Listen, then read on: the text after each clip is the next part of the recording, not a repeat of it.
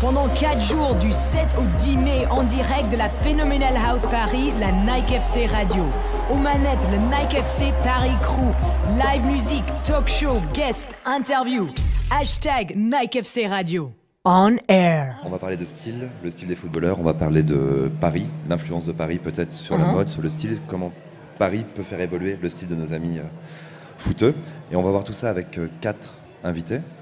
Pascal Montfort. Bonjour. Salut Pascal. Salut Pascal. Je te laisse te présenter.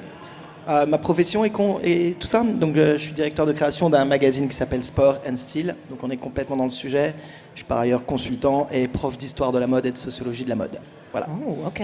Jeez. Franck Richard, à toi de te présenter. Salut Guillaume, je suis l'agent d'image de Blaise Matuidi, qui est un joueur du Paris Saint-Germain que je pense que tout le monde connaît ici. Absolument. Donc je m'occupe, je vais juste expliquer en 2 petits mots ce que c'est que le métier d'agent d'image. Donc, je m'occupe de la gestion de ces droits d'image et pour son rapport avec les marques. Je vais te demander aussi de te mettre plus fort Plus le fort micro. Wow, ouais. Plus fort, c'est bien comme ça. Oh, Voilà. C'est super comme ça. La Merci. gestion des droits d'image, la gestion des RP, la gestion du community management, et le stylisme. Voilà. Ok, merci. Lorraine, à toi. Et donc moi je m'appelle Lorraine Bastier, je travaille au L. Je suis spécialiste de la mode plus que du football, mais j'ai des choses à dire sur les footballeurs. Et c'est bien pour ça Aussi, qu'on a... aussi genre très près du micro là. Il Très faut, près du micro comme faut- ça. Oh yeah, Ouais, yeah, ok, comme ça. ok, Ça c'est bien. je l'ai. Et on co-hoste l'émission avec Mickaël Dupuis, qui fait tellement de choses qu'il ne sait pas comment se présenter, mais il va néanmoins tenter d'essayer. C'est une bonne introduction. Moi, je sais pas me présenter. Je sais pas trop ce que je fais. Les gens, bon, si je peux donner un conseil aux gens qui ne te connaissent pas, c'est de suivre ton Instagram, que moi je suis, et ça me fait rêver quoi. C'est vrai? Oh oui, Voilà. ouais. Donc, les gens qui suivent mon Instagram, je ne suis pas hôtesse de l'air. Je passe beaucoup de temps dans Ok, les d'accord. avions, mais je ne suis pas hôtesse de l'air. Non, pour résumer brièvement, je publie un livre une fois par an qui parle de mode et street culture. Je suis un petit consultant en communication pour pas mal de marques de sport. Et j'ai aussi une jeune marque de vêtements qui s'appelle Club 75. Awesome. Club 75, qui est une marque associée avec Un label de musique qui s'appelle Headbanger Records. Banger Records. Yes. Awesome. Ok, Et cool. qui fait référence à la ville de Paris, évidemment. Exactement. Et yes, 75. Exactement. 75, cool. On enchaîne, j'imagine. Ouais, vas-y. Donc, première thème, on a un peu de temps pour l'élaborer. J'espère que vous allez avoir plein de choses à nous est dire prêt. sur le style des footballeurs. Donc, premier point, selon vous, est-ce que le football est le sport où les personnes sont le moins bien habillées hors dehors des terrains? Bien sûr. Donc ça reste de toute façon très subjectif, le fait qui est bien habillé, mal habillé. On n'est plus au 19e siècle. La mode est plurielle, donc de toute façon il y a plusieurs modes et plusieurs bons goûts. Donc par rapport à ça, il est difficile de dire que quelqu'un est bien ou mal habillé.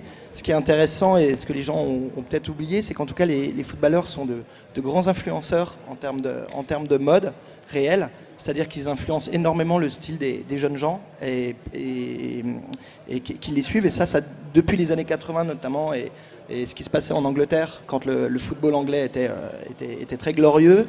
Les premiers gamins adolescents à commencer à porter des vêtements de marques de sport comme des marques de mode étaient des supporters de clubs de football Bien sûr. qui étaient fascinés par des marques qu'ils voyaient portées par d'autres supporters, des marques de sport qui étaient portées par des supporters de pays étrangers, et des marques qui n'accédaient pas à l'Angleterre, des marques italiennes de sport, des marques françaises de sport, et plein de choses comme ça. C'est ces jeunes gens qu'on appelait les casuals, et qui sont nés soit à Liverpool, soit à Londres pour les londoniens, mais surtout à Liverpool et à Manchester. Voilà. J'aurais plein de choses à dire là-dessus, mais en tout cas, et ils continuent à être influents aujourd'hui, les footballeurs, quoi qu'on dise. Et il n'y a qu'à regarder les gamins dans la rue et voir leur coupe de cheveux évoluer par rapport à un joueur qui met des buts, ou la façon dont ils portent leurs jeans, ou plein de choses comme ça. Alors, s'il y a quelqu'un avec qui, genre, vous pourriez bosser, n'importe qui ici, genre un footballeur, tu vois, les gens avec qui vous bossez, je sais pas, en général, ce serait qui? Genre, quelqu'un que vous aimeriez habiller tout le temps? Alors, moi, de par mon métier, déjà, je travaille avec eux déjà pour faire des séries de mode. Cette semaine, et pas plus tard qu'il y a 3 jours, on a fait une série de mode où on n'a pas utilisé un mannequin, mais on a utilisé un footballeur qui était Cabaye, qui était avec nous tout à l'heure. Et on a fait une série superbe avec lui qui sortira au début du mois de juin. On a la couverture de notre magazine, qui est un magazine de mode.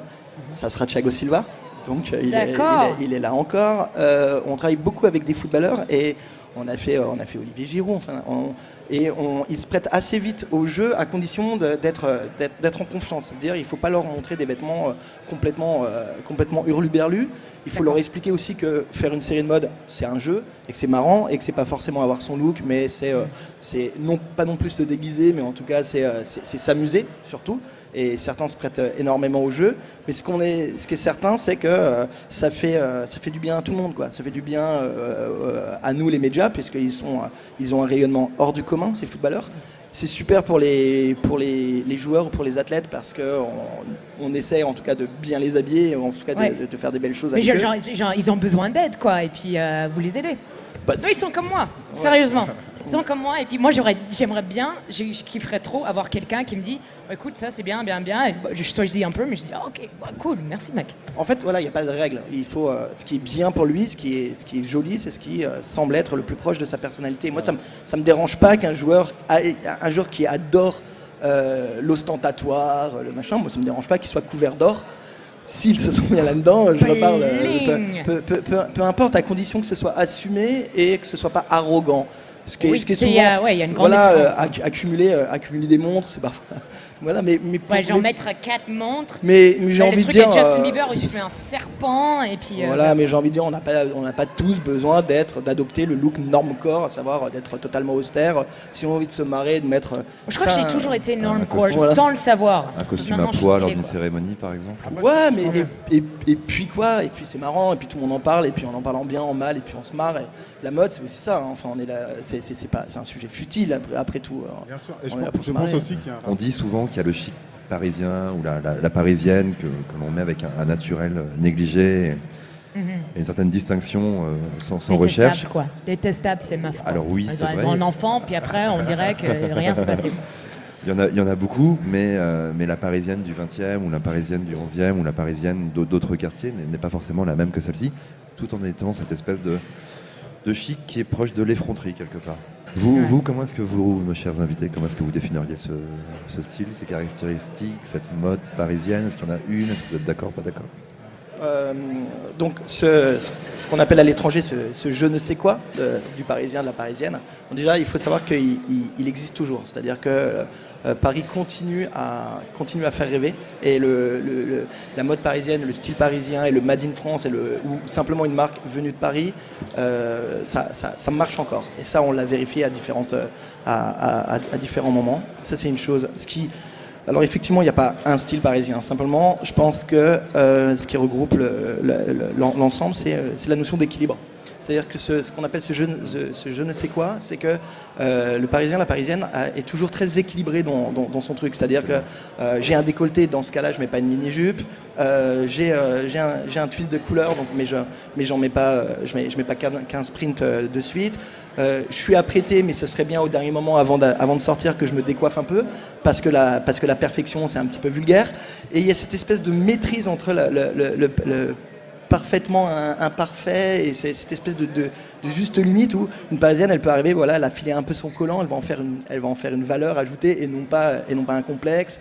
Elle casse un talon, canne la tienne, on casse le deuxième et on y va, etc.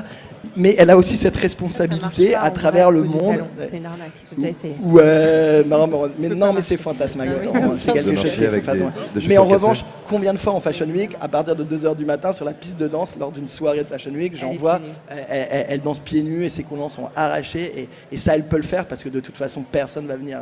Parce que c'est son attitude qui incarne l'élégance. Les Anglais, ils ont ce mot qu'ils emploient tout le temps pour parler de la parisienne, c'est effortless. Ouais. Je pense que c'est ça le truc qui l'énerve vachement. Oui, non, mais c'est ça parce que ça a l'air de ne pas prendre d'effort. Voilà. Mais c'est juste parce que c'est naturel. genre, ouais, vous en faites pas trop, quoi. Genre nous, c'est tout ou rien. Moi, c'est plutôt rien. Et puis d'autres, c'est genre... On fait semblant de ne pas en faire trop. C'est encore une fois, mais c'est ça, quoi.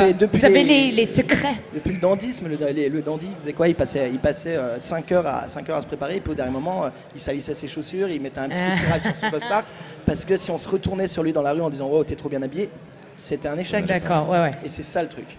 Ah, ok, d'accord. Mais c'est tout un équilibre qui est difficile à genre, si c'est pas l'équilibre. Exactement, si c'est pas dans ta culture, c'est difficile de juste l'apprendre, quoi. Genre. Il y a d'autres cultures où il y a trop de sophistication.